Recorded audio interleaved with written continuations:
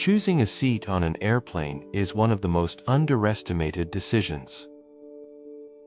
People underestimate it until the moment they sit down, and after an hour or two, they realize the bitter truth. They have trapped themselves in a space that either supports their bodies or slowly drains them and makes every minute feel like an hour. The seat is not just a number printed on the boarding pass. The seat is the small world you will live in for the next 6, 10, or even 14 hours. It determines how you will sleep, how you will breathe, how you will move your legs, neck, and back. And it determines how you will look when you get off the plane after long hours, somewhat refreshed or completely exhausted. At first glance, the aircraft cabin appears completely uniform. Identical rows, similar seats, the same fabric, the same pillows. But the truth is the cabin is not uniform at all. Each row has its own personality, its hidden advantages, and its hidden problems as well. Let us understand how airplanes divide themselves. Commercial airplanes are divided into 3 main zones. The front zone of the plane, where first class, business class, and the first part of economy class are located. This zone is very quiet, close to the exits, and receives food and drink service first. But it is also the zone where business travelers often travel, who do not wish to speak to anyone, put up their trays, close their eyes, and sleep as soon as the plane takes off. The middle zone of the plane, which is located exactly above the wings. This zone is the most stable of all. Why? Because the aircraft's center of gravity is in the wings, and the thickest part of the aircraft structure is there. So turbulence is lightest in this area. If you are afraid of the plane's movement during storms, this zone is best for you. Movement is also less in this zone, as it is far from the galleys at the back and the exits at the front. As for the rear zone of the plane, it is always noisy. It is close to the rear galley, where meals are prepared and heated, and close to the lavatories, where water flows and doors bang hundreds of times. But the rear zone has one big advantage. It is often the least crowded. On flights that are not fully booked, where not every seat is taken, the rear rows are the first to remain empty. You might find a whole row of 3 or 4 seats with no one else sitting there. And this can be heaven for a tired traveler who wants to sleep lying across 3 seats. Now, let us go deeper. The window seat is your safe haven on long flights. Not only because you can see the clouds and the sunset, but because you lean against the aircraft wall when you want to sleep, and this wall is fixed, it does not move or step aside. And because no one passes by you to wake you in the middle of deep sleep. And because you are the one who controls the window shade, opening and closing it whenever you wish.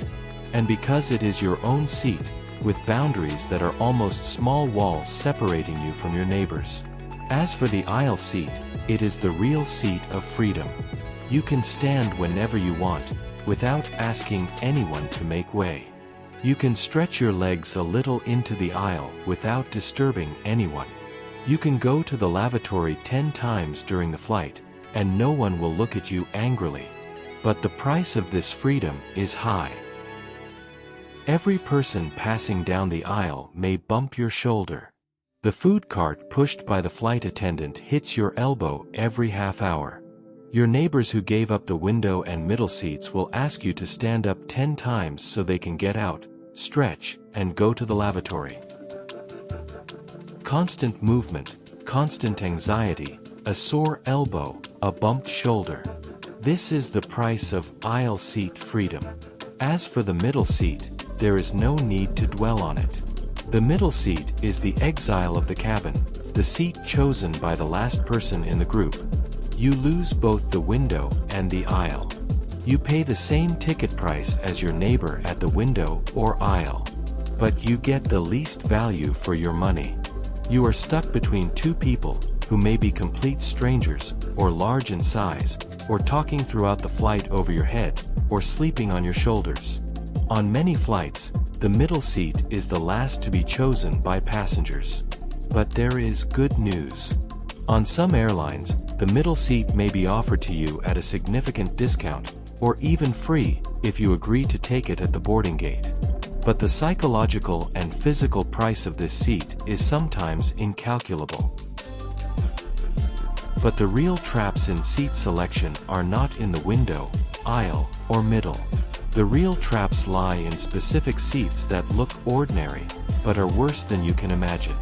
The first of these traps is the last row of the plane, the last row before the rear wall. This row is the absolute worst seat on any plane, for multiple reasons. First, the seat in the last row never reclines, no matter how hard you press the button. Why? Because behind it is the aircraft wall itself, or the rear galley wall, or the lavatory wall. Simply put, there is no space behind it for it to recline into. Second, directly behind this row are the lavatories. Imagine spending 14 hours with a door half a meter behind you opening and closing every 2 minutes, the sound of water flushing in the toilet, and the smell of cleaning products mixing with other less pleasant odors. Third, behind this row is also the rear galley, where meals are prepared, dishes are washed, metal cans are opened, and food carts squeak back and forth. Fourth, the seat itself in the last row may be a few centimeters narrower than the rest of the seats. Why? Because the aircraft body begins to curve and narrow as we move toward the tail. The curved structure of the plane steals a few centimeters of shoulder space from you. The second trap of seat traps is the bulkhead seats. These seats are the first row after the wall separating one class from another, or after the front galley wall. When you look at a picture of this seat on the airline's website, you will see a big promise: huge legroom. Instead of another seat in front of you limiting your knee movement, there is an empty wall. This is true, the legroom is much larger than any regular seat. But the price you pay for this extra space is as follows. You will not find a pocket in front of you to put your small belongings, because the wall is smooth. There is no front seat to provide a pocket for your phone, book, or water bottle.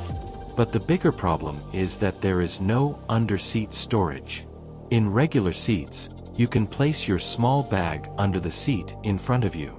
In bulkhead seats, there is no seat in front of you, so there is no space under anything. Everything you carry, even small bags, must go into the overhead bin above your head. This means everything you might need during the flight, from a book to headphones to a charger to a snack, must be taken out before takeoff. You will not be able to get up from your seat mid-flight to open the overhead bin and retrieve something you forgot. And worst of all, bulkhead seats are the natural place where airlines install baby bassinets. Because the wall in front of you is the perfect surface to hang a baby cot. So the wall you dream of leaning against or stretching your legs toward may turn into a small airborne nursery right next to you. With all that accompanies infants, crying, diapers, anxiety, and noise. The third trap is exit row seats. These seats look like the dream every tall traveler waits for. Huge legroom, no seat in front of you at all, excellent view, no one reclining their seat onto your knees. But there are strict rules for these seats. First, you cannot place any bag on the floor in front of you. In an emergency, the path to the emergency exit must be completely clear of any obstacles. Second, on some aircraft, especially older ones, the exit row seat does not recline. Why? Because behind it may be a passageway or a door, and there is no space for reclining. Third, the seat itself is often harder than the rest of the seats, because it is designed to withstand roughness in emergencies. But the most important rule: by sitting in an exit row seat, you assume legal responsibility. In the event of a real emergency, an emergency landing, and evacuation of the plane, you are responsible for opening the emergency door, activating the slide, and helping other passengers exit. If you are not physically or mentally ready for this responsibility, do not sit in these seats. Some airlines require you to confirm your willingness and physical fitness before allowing you to sit there. Airlines know all these facts about every seat on their aircraft. They know which seat does not recline, which seat is next to a lavatory, which seat is 3 centimeters narrower, which seat does not have a real window. And they use this knowledge against you. How? They hide the good seats behind additional paywalls and charge you extra money to unlock them. They classify perfectly ordinary seats as preferred and charge a higher price for nothing. And on some airlines, when you reopen the seat map after a few hours, you find the prices have changed. Yes, the seat pricing algorithm behaves exactly like the ticket pricing algorithm.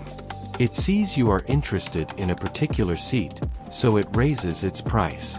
It sees you hesitated, so it raises its price further. But the truth is, you do not have to guess in the world of seats. There are simple and powerful tools that reveal everything. The most famous of these tools is the website's Aerolopa, which shows you the detailed engineering layout of the aircraft, and Seat Maestro, which offers the same service in a different style. For professionals, there are Expert Flyer and Seat Alerts. These tools allow you to track seat availability in real time.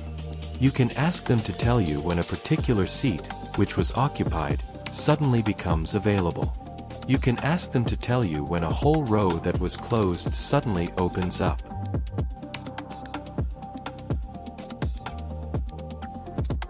The seat map you see at booking, weeks before the flight, is never the final seat map.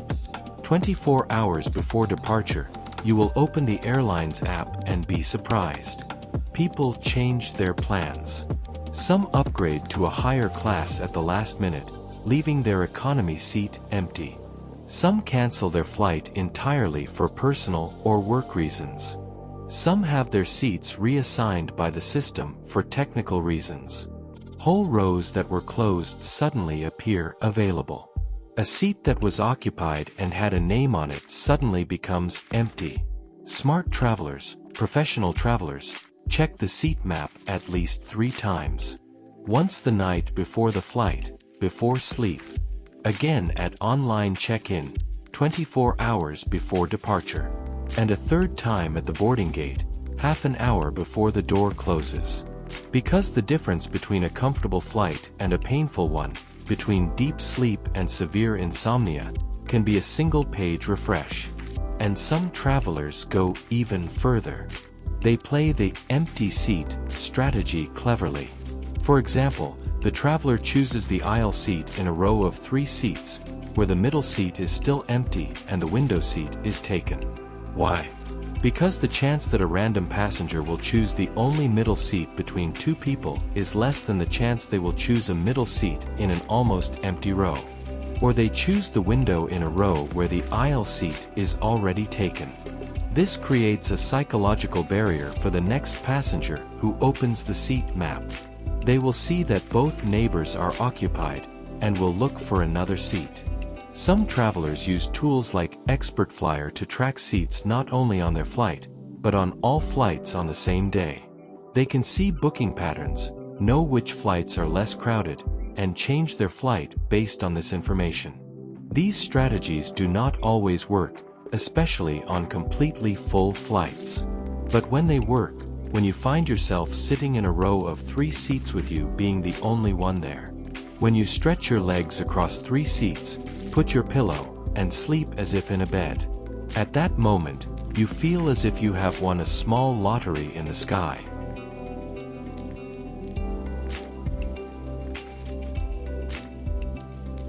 Seat selection is not luck, not coincidence.